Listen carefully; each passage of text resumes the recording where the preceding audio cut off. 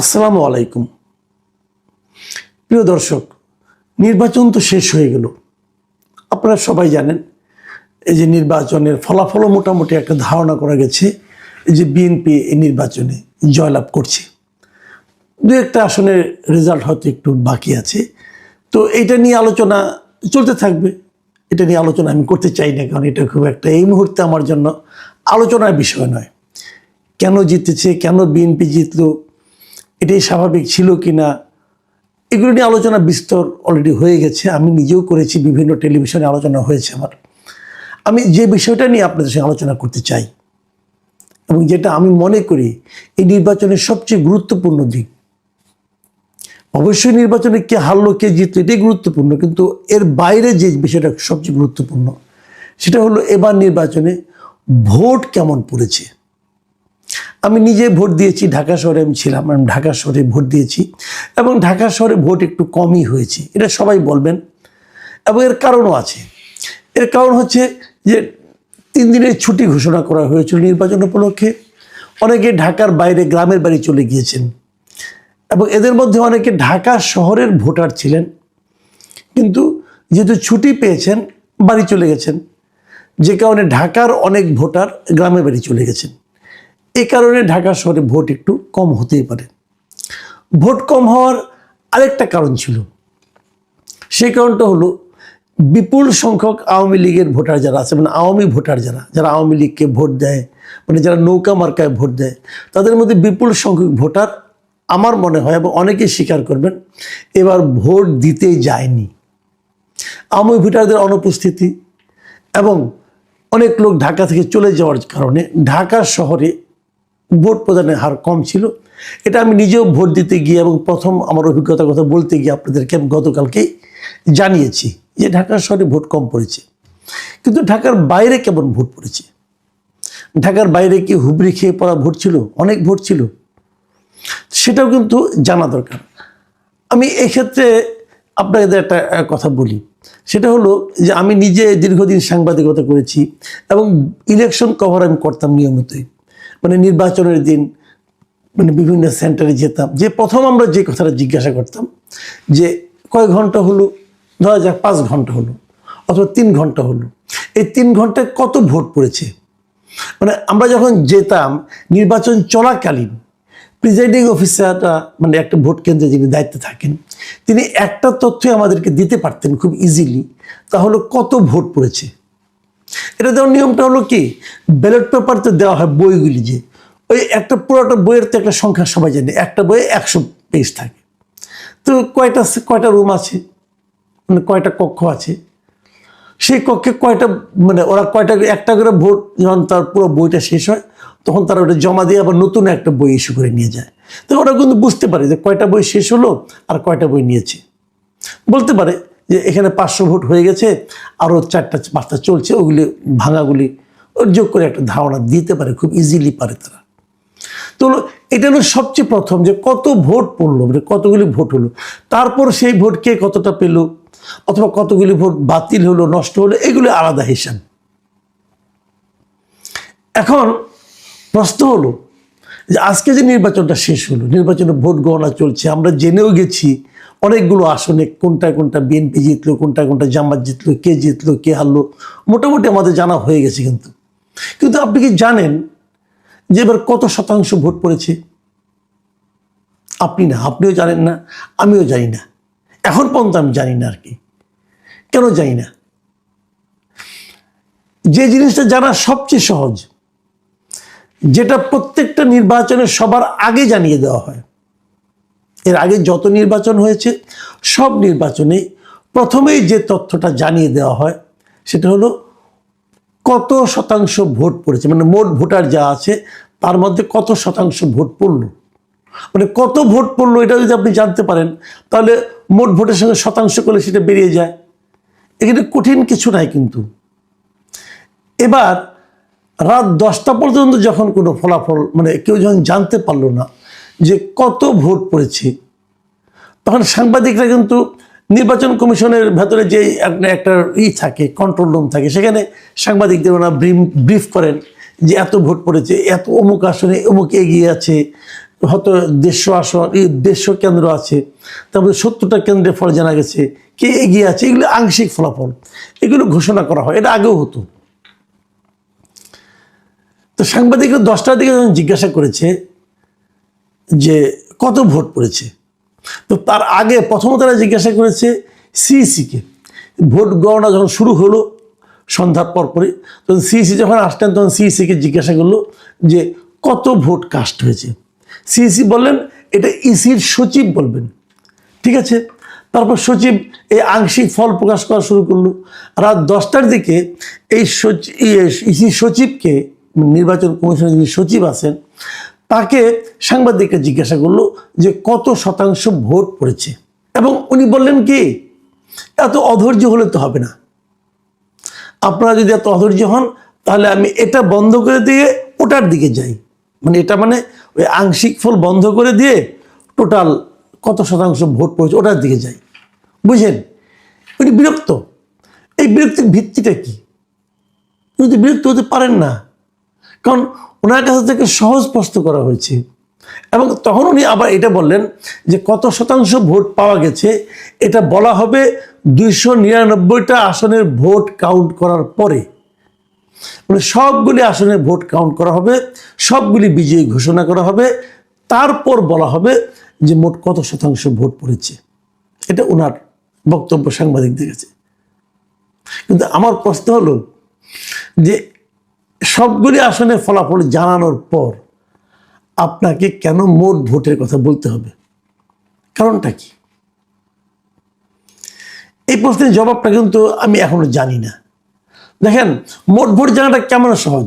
Presiding officer total ভোটের হিসাব দিবেন, ওনার কাছে কতগুলি ব্যালট পেপার গিয়েছে, কতগুলি ব্যালট পেপার ইউজ হয়েছে। এটা তো 4টার সময় যদি 4:30 পর্যন্ত ভোট হয়ে থাকে, 10 মিনিটের মধ্যে ওনার পক্ষে বের করা সম্ভব ওনার এই কেন্দ্রে কত ভোট পড়েছে। এবং প্রিজাইডিং অফিসাররা এটা দিয়ে দিবেন সহকারী রিটার্নিং অফিসারের কাছে। এটাতে এখন মুহূর্তের মধ্যেই আপনার মেসেজ দিয়ে মেল করে আপনি পাঠাতে পারেন। সহকারী রিটার্নিং অফিসার যিনি থাকবেন, মানে সাধারণত উপজেলা যিনি ইউএনও হন আর কি, উনি এটা সঙ্গে সঙ্গে পাঠিয়ে দেবেন রিটার্নিং অফিসারের কাছে, মানে জেলা প্রশাসকের কাছে।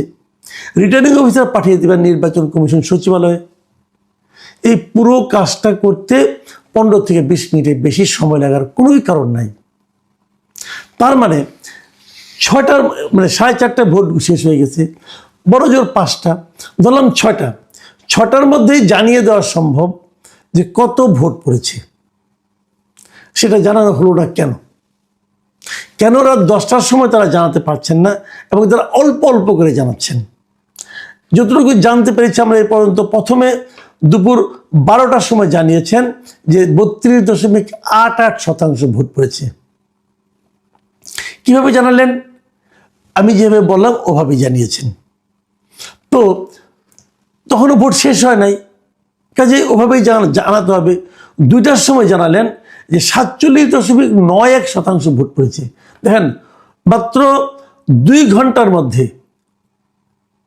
কিন্তু 32 থেকে 47% হয়ে গেল, মানে 15% ভোট পড়ল। আপনারা মাথায় রাখেন মোট ভোটার কত ছিল এবার মোট ভোটারের সংখ্যা ছিল 12,77,00,000, মানে প্রায় 13 কোটি। এই 13 কোটি ভোটারের মধ্যে মাত্র 2 ঘন্টার মধ্যে 15% ভোট কিন্তু বলা গেল। 15% মানে প্রায় 1.5 কোটি ভোট,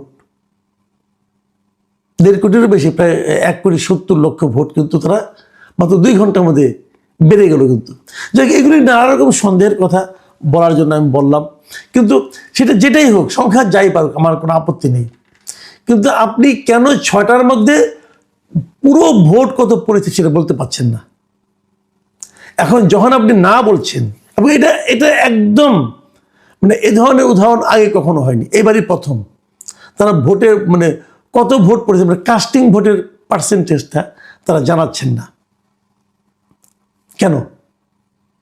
এবার আরেকটা কাজ কিন্তু প্রথম হয়েছে, সেটা হলো গণভোটটা এবার প্রথম হয়েছে। এভাবে একই সঙ্গে 2টো ভোট এই প্রথম হয়েছে। সমস্যাটা হলো ওই জায়গাটাতে যে আপনি গণভোটে কত ভোট দেখাবেন, সেটা কি কারণ? কারণ আপনি যদি দেখান যে ভোট কাস্ট হয়েছে, যাই হোক ধরা গেল 50% অথবা 50% মানে 6 কোটি ভোট কাস্ট হয়েছে, তাহলে আপনি গণভোটেও 6 কোটি ভোট হয়েছে, কারণ একজনকে তো 2টো করে ব্যালট পেপার দিয়েছেন আপনি। তো গণভোটে কত পার্সেন্ট আপনি দেখাবেন, এটা নিয়ে কি আপনারা গবেষণা করছেন? আপনারা কি প্রমাণ করতে চাচ্ছেন যে গণভোট মানে পুরো দেশের কত লোকে ভোট দিল? যদি অর্ধেকের কম লোক ভোট দেয় তাহলে তো লোকে বলবে যে গণভোট মানে কি পুরো দেশের জনগণের মতামত। তো অর্ধেকের কম লোক যদি ভোট দেয়, আর যদি সেখান থেকেও যদি আপনি 70% পান, ধরা যাক কথার কথা, ধরা যাক অর্ধেক কম লোক ভোট দিলে 6 কোটি লোক ভোট দিল, আর 6 কোটিও যদি 70% হয় তাহলে সেটা আরো কমে গেল, 4 কোটির মতো হলো। তাহলে এই 12 কোটি ভোটারের মধ্যে যদি 4 কোটি লোক ভোট দেয়, তার যদি হাফ ভোট করতে, এইভাবে যদি আপনি হিসাব করেন না, তাহলে এক পর্যায়ে প্রশ্ন উঠতে পারে যে আপনাদের সংবিধান সংশোধন করলেন, এটা তো পুরো দেশের রিপ্রেজেন্টেশন হলো না। এই ভয়ের কারণেই কি এরা ভোটের হারটা কম করে দেখাচ্ছে না? তারা মানে কি তারা হা না ভোট গুনে এক পর্যায়ে যে কত পার্সেন্ট ভোট দেখালে পরে হা ভোটের সংখ্যা 50%-এর বেশি হয়, তারা কি এই হিসেবের দিকে যাচ্ছে? এই জন্যই কি ভোটটা কমিয়ে দেখাচ্ছে, এবারে ভোটের পুরো ভোটের সংখ্যাটা জানাচ্ছে না? এই ধরনের প্রশ্ন কিন্তু আসতো না, আসছে ওই কারণেই যে বিলম্ব, অপ্রয়োজনীয় অযৌক্তিক যে বিলম্ব, তার কারণে। এখন এখানে সবচেয়ে বাঁচার উপায় হলো বলা যে ওনারা আসলে অভিজ্ঞ না, তো এই জন্য বলতে পারছেন না। কিন্তু সেটাও তো ধোপে টেকে না, কারণ তাদেরকে সাংবাদিকরা বারবার বলেছে আপনার ভোটের মানে কাস্টিংয়ের হারটা বলেন, তারা বলেনি। প্রিয় দর্শক, আপনারা এগুলো নিয়ে ভাবুন। আমি একটা সম্ভাবনার কথা বললাম, এই সম্ভাবনা যদি থাকে, এমনিতে হা না ভোট নিয়ে নানা ধরনের বিতর্ক, লোকে বুঝতেও পারছে না কেন হা কেন না, তার মধ্যে যদি এই কত পার্সেন্ট ভোট পড়লো এটা নিয়ে বিতর্ক হয়, তাহলে এই রেফারেন্ডামের মানে এই গণভোটের ভবিষ্যৎ আলটিমেটলি কী দাঁড়াবে, এটা একমাত্র আল্লাহই জানেন। এই মুহূর্তে আপনাদের সামনে কথা বলতে এসে আওয়ামী লীগবিহীন নির্বাচনে বিএনপির ভূমিধর জয়, জামাতের উত্থান এবং আগামীর বাংলাদেশের রাজনীতি কি হতে যাচ্ছে একটা ভিন্ন প্রেক্ষাপটে বলা যায় বাংলাদেশের ত্রয়োদশ জাতীয় সংসদ নির্বাচন অনুষ্ঠিত হলো। যে প্রেক্ষাপটের দৃশ্যে বাংলাদেশের প্রধান রাজনৈতিক দল আওয়ামী লীগ অনুপস্থিত, আওয়ামী লীগকে আর্টিফিশিয়ালি অনুপস্থিত করে রাখা হয়েছে। কারণ এই যে গত 1.5 বছরে বা নির্বাচনের আগেও বিভিন্ন গোয়েন্দা সংস্থা সরকারি আওয়ামী লীগ নিষিদ্ধের পরেও যত জরিপ হয়েছে, সব জরিপে যদি একটা নিরপেক্ষ নিউট্রাল ভোট হতো আওয়ামী লীগ সহ, আওয়ামী লীগ জয় পেত ভূমিধর জয়, এবং ভোটের পার্সেন্টেজ আওয়ামী লীগের পার্সেন্টেজ হতো 50%-এর উপরে, সব জরিপ যা দেখেছি, এবং আসন পেত 2% আওয়ামী লীগ। কিন্তু যেহেতু আওয়ামী লীগের এত বড় জয়, অন্ততপক্ষে এই যে মবের বাংলাদেশ এটি মেনে নিতে পারবে না। এই মবের বাংলাদেশ যেহেতু মেনে নিতে পারবে না, সেহেতু আওয়ামী লীগকে নির্বাচন থেকে বাইরে রাখা হয়েছে। বাইরে রেখে ফলাফল কি হলো? ফলাফলটা পেল আরেকটি বাংলাদেশের প্রধান বড় রাজনৈতিক দল বিএনপি। 2 দশকের চেনা দৃশ্যপট পাল্টে দিয়ে এই নির্বাচনে অনুপস্থিত ছিল দেশের অন্যতম বড় রাজনৈতিক দল আওয়ামী লীগ, আর তাদের অনুপস্থিতিতে ব্যালট পেপারের এই লড়াইয়ে অভাবনীয় জয় পেয়েছে বাংলাদেশ জাতীয়তাবাদী দল বিএনপি। সর্বশেষ বেসরকারি ফলাফল অনুযায়ী বিএনপি ও তাদের মিত্ররা 2/3 আসনে জয়লাভ করে নিরঙ্কুশ সংখ্যার গরিষ্ঠতা অর্জন করে এখন সরকার গঠনের পথে। অন্যদিকে জামাতে ইসলামী তাদের রাজনৈতিক ইতিহাসের সেরা ফলাফল করলেও সরকার গঠনের একটা স্বপ্ন দেখছিল। এটাকে আমি দুঃস্বপ্ন বলি, এটা বাংলাদেশ, তাদের সেই দুঃস্বপ্ন পূরণ হয়নি। কিন্তু নির্মম বাস্তবতা হলো, অতি তিক্ত বাস্তবতা হলো, জামাত বিরোধী দলের আসনে বসছে, সংসদের বিরোধী দলের আসনে, আর বিএনপি একক সংখ্যাগরিষ্ঠ দল হিসেবে সরকার গঠন করতে যাচ্ছে। আমরা আলোচনার আরো গভীরে ঢোকার আগে চলুন দেখে নিই এখন পর্যন্ত পাওয়া বেসরকারি ফলাফলের সংক্ষিপ্ত চিত্র। বিএনপি ও মিত্র জোট পেয়েছে 213টি আসন, নিরঙ্কুশ সংখ্যাগরিষ্ঠতা বা ল্যান্ডস্লাইড জয় বা ভূমিধর জয়, আপনি এটিকে যেভাবেই বলুন না কেন, এটা ভূমিধর জয়। জামায়াতে ইসলামী ও মিত্র জোট পেয়েছে ৭৭, প্রধান বিরোধী দল হিসেবে উপস্থিত হতে যাচ্ছে। এর মধ্যে শুধু দল জামাত পেয়েছে ৬৮টা এবং ৬৮-র বাইরে বাকি 9টা পেয়েছে জামাত জোটের সাথে যারা আছে তারা। তার মধ্যে এনসিপি পেয়েছে 6টা, এটিও এনসিপির জন্য বলতে গেলে বলা যায় যে বিরাট সাফল্য। খেলাফত মজলিস পেয়েছে 3টি, এটিও জামাত জোটেরই একটা দল। স্বতন্ত্র ও অন্যান্যরা পেয়েছে মোট 9টি, 8টি স্বতন্ত্র এবং 1টি ইসলামী আন্দোলন। এই মোট 299টি আসনে গতকালকে ভোট হয়েছে। একটি আসন একজন প্রার্থী মারা যাওয়ায়, শেরপুরের একটি আসনে জামাত প্রার্থী মারা যাওয়ায় সেই আসনটি স্থগিত রয়েছে। এবারের নির্বাচনে উল্লেখযোগ্য দিকগুলোর মধ্যে ছিল বিএনপির চেয়ারপারসন তারেক রহমানের 2টি আসনে বিজয়। তিনি ঢাকা 17 এবং বগুড়া 6 আসন থেকে বিপুল ভোটে জয়ী হয়েছেন। এছাড়া ঢাকার 20টি আসনের মধ্যে 14টিতে বিএনপির প্রার্থীরা জয়ী হয়ে রাজধানী নিজেদের দখলে রেখেছেন। তবে ঢাকা নিয়ে জামাতের কিন্তু ব্যাপক কর্মকাণ্ড ছিল, জামাতের এখানে ব্যাপক বিনিয়োগ ছিল এবং প্রচুর অচেনা ভোটার, বহিরাগত ভোটার ইত্যাদি দিয়ে ঢাকায় তারা একটা বড় অবস্থান করতে চেয়েছিল, কিন্তু শেষ পর্যন্ত জামাত কিন্তু এখানে ব্যর্থ হয়েছে। এবং জামাতের আরও বেশ কিছু ব্যর্থতা আছে, যেমন জামাত জোটের বেশ কিছু হেভিওয়েট নেতা পরাজিত হয়েছেন। খেলাফত মজলিসের আমির মাওলানা মামুনুল হক, এবি পার্টির মুজিবুর রহমান মঞ্জু এবং এবি পার্টির সেক্রেটারি ফুয়াদ, সেও পরাজিত হয়েছে। এবং জামাতের সেক্রেটারি জেনারেল মিয়া গোলাম পরোয়ারের পরাজয় রাজনৈতিক মহলে ব্যাপক আলোচনার জন্ম দিয়েছে। অন্যদিকে এনসিপির আহ্বায়ক নাহিদের ইসলাম ঢাকা 11 আসনে জয়ী হয়েছে। জামাত আমির ডক্টর শফিকুর রহমানও ঢাকা 15 আসনে বিজয়ী হয়েছেন। সিলেট বিভাগে বিএনপি বেশ বড় ধরনের সাফল্য পেয়েছে এবং জামাত সেখানে একদম 0। সিলেট বিভাগের মোট 19টি আসনের মধ্যে 18টিতেই বিএনপির প্রার্থীরা জয়ী হয়েছে। একটি আসনে অন্য একটি ইসলামী দল, সেটি জামাত জোটেরই একটি ইসলামী দল জয়ী হয়েছে। গতকাল নির্বাচনে খুব বড় ধরনের সহিংসতা বা প্রাণহানির ঘটনা ঘটেনি, এটি সত্য, কিন্তু ভোটার উপস্থিতি ছিল, আমরা গতকালকেও এটি নিয়ে কথা বলেছি, অতি নগণ্য। আপনারা জানেন যে আওয়ামী লীগ একটা ক্যাম্পেইন ডেকে দিয়েছিল যে নো ভোট নো ভোট।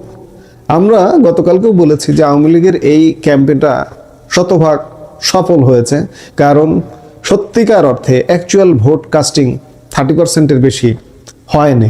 এখন নির্বাচন কমিশন 50% দেখাতে পারে, দেখানোই যায়, সেটি আলাদা বিষয়, কিন্তু ম্যাক্সিমাম 30% মানুষ ভোট দিয়েছে। এতে করে একটি জিনিস প্রমাণিত হয়েছে যে বাংলাদেশের একটি বিশাল জনগোষ্ঠী এই নির্বাচন প্রক্রিয়ার থেকে বাইরে ছিল এবং এই নির্বাচন প্রক্রিয়াটাকে সব দলের অংশগ্রহণে যেহেতু নির্বাচন হচ্ছে না, এই যে সব দল কথাটি যখন বারবার আসে তখন কেউ কেউ বলেন সব দল মানে সব দলই অংশগ্রহণ করেছে, শুধু আওয়ামী লীগ করেনি।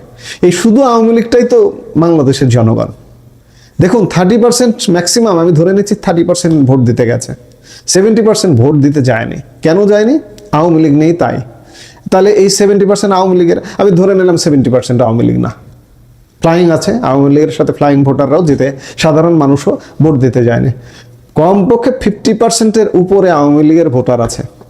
আজকে যে রেজাল্টের হিসেব আপনারা করছেন, সমীকরণ করছেন, একটা নির্বাচন দিয়ে দেখুন, নিরপেক্ষ নির্বাচন, একদম ফলাফল, এই যে বিএনপি যে ফলাফলটা অর্জন করেছে, এই ফলাফলটা হবে আওয়ামী লীগের জন্য।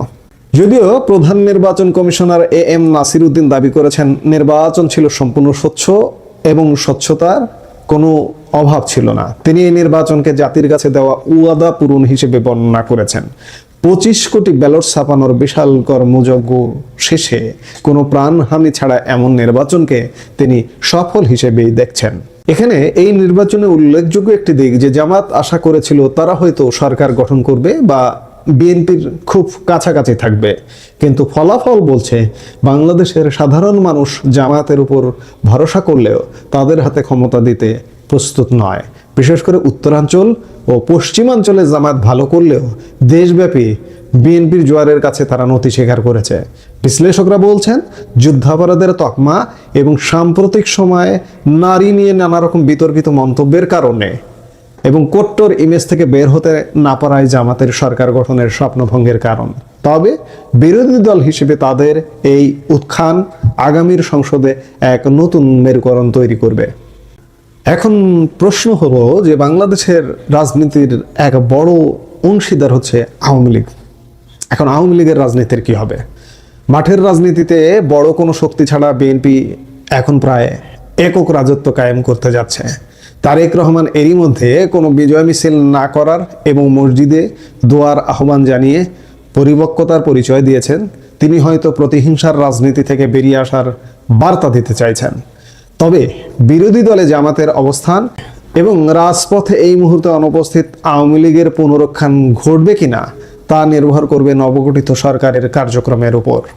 সরকার যদি সহাবস্থান নিশ্চিত করতে চায়, সব দল সব মতকে কাছে পেতে চায়, তারেক রহমান প্রধানমন্ত্রী হিসেবে যদি সবার প্রধানমন্ত্রী হতে চায়, তাহলে তারেক রহমানের প্রধান কাজ হবে ঐক্যের বাংলাদেশ গড়া। আমরা গতকালকেও আলাপ করেছি যে গত 1.5 বছর যাবৎ বাংলাদেশকে একটা বিভেদের বাংলাদেশ তৈরি করা হয়েছে। এই বিভেদ দূর করে এবং তারেক রহমানের এটি মাথায় রাখতে হবে, ভোটের কাস্টিং কিন্তু অনেক কম হয়েছে। কেন কম হয়েছে? আওয়ামী লীগের ভোট বর্জনের ডাক এবং একটি বড় অংশ এই ভোটে অংশ না নেওয়া। তারেক রহমান যদি প্রধানমন্ত্রী হনই, তাহলে তাদের আস্থা অর্জন করাটাও তার জন্য একটা বড় চ্যালেঞ্জ। এই চ্যালেঞ্জে যদি উতরাতে পারেন, তাহলে তার শাসনকাল তিনি 5 বছর মেয়াদ পূরণ করতে পারবেন কিনা, নাকি কয়েক মাস হবে, নাকি কয়েকদিন হবে, এটি কিন্তু সম্পূর্ণ তার কর্মের উপরে নির্ভর করবে। এই নির্বাচনে যারা ভোট বর্জন করেছে তাদেরকেও তারেক রহমানের কাছে টানতে হবে, তাহলে তিনি শান্তিপূর্ণভাবে দেশ চালাতে পারবেন। নইলে তার জন্য দেশ চালানো কঠিন হবে। এই নির্বাচনে আরেকটি লক্ষণীয় বিষয় যে জাতীয় সংসদ নির্বাচনের সাথে সাথে গণভোট অনুষ্ঠিত হয়েছে। জুলাই জাতীয় সনদের গণভোটে হ্যাঁ জয়ী হওয়ার ইঙ্গিত পাওয়া যাচ্ছে। এর ফলে সংবিধান এবং আমাদের আইনের কিছু সংশোধনী, সেই সংশোধনীগুলো আসতে পারে। ত্রয়োদশ জাতীয় সংসদ নির্বাচন বাংলাদেশের রাজনীতির ইতিহাসে এক নতুন অধ্যায়ের সূচনা করল। সেনাবাহিনী, বিজিবি ও পুলিশের কঠোর পাহারায় কোনো প্রাণহানি ছাড়া এই ভোট গ্রহণ গণতান্ত্রিক অগ্রযাত্রার বড় মাইল ফলক হবে, নাকি ভিন্ন কিছু হবে, তা দেখতে হলে আমাদের সামনের দিনগুলোতে আরও কিছুদিন দেখতে হবে, অপেক্ষা করতে হবে। এখন দেখার বিষয় নিরঙ্কুশ সংখ্যাগরিষ্ঠতা নিয়ে বিএনপি কিভাবে ধ্বংসপ্রায় রাষ্ট্র কাঠামো পুনর্গঠন করে। আপনার কি মনে হয় জামাত কি শক্তিশালী বিরোধী দল হতে পারবে, আর আওয়ামী লীগ কি পারবে আবারও ফিরে আসতে? আপনার মতামত জানান।